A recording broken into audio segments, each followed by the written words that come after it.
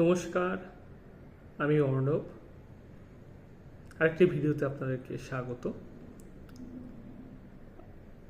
আমি বাঙালি, আমার মাতৃভাষা বাংলা। আমি পশ্চিমবাংলায় থাকি, যে রাজ্যের প্রায় ৮০% মানুষ বাংলায় কথা বলেন। তাদের মাতৃভাষা বাংলা, এবং আমি চাই যে আমার রাজ্যে প্রত্যেকটি পরিষেবা, সরকারি পরিষেবা হোক, বেসরকারি পরিষেবা হোক, যেটা বাংলায় পাওয়া যায়, বাংলা ভাষায় পাওয়া যায়।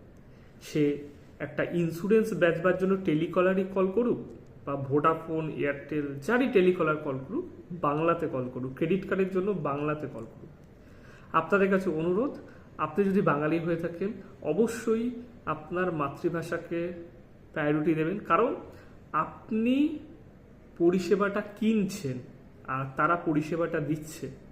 আপনি আপনি আপনি আপনার মাতৃভাষায় কথা বলুন তাদের সঙ্গে, তারা আপনাকে মাতৃভাষায় কথা বলতে বাধ্য।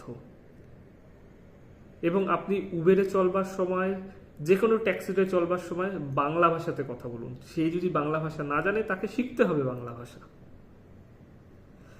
কারণ বাংলাতে থেকে পরিষেবা দিতে গেলে বাংলা ভাষাটা জানা জরুরি। এবং আপনি যদি অন্য রাজ্যে যান, সেই রাজ্যের লোকাল ল্যাঙ্গুয়েজ যেটা, বা লোকাল ভাষা যেটা, স্থানীয় ভাষা যেটা, সেটা আপনাকে শিখতে হবে, সেটা উচিত।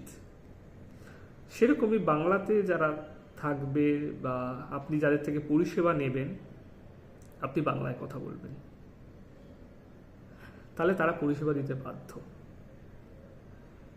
আজ ২১শে ফেব্রুয়ারি ২০২৫, আন্তর্জাতিক মাতৃভাষা দিবস। আমার মাতৃভাষা বাংলা, আপনার মাতৃভাষা কি?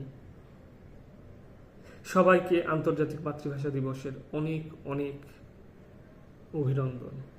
ভালো থাকবেন, সুস্থ থাকবেন, পাশে থাকবেন।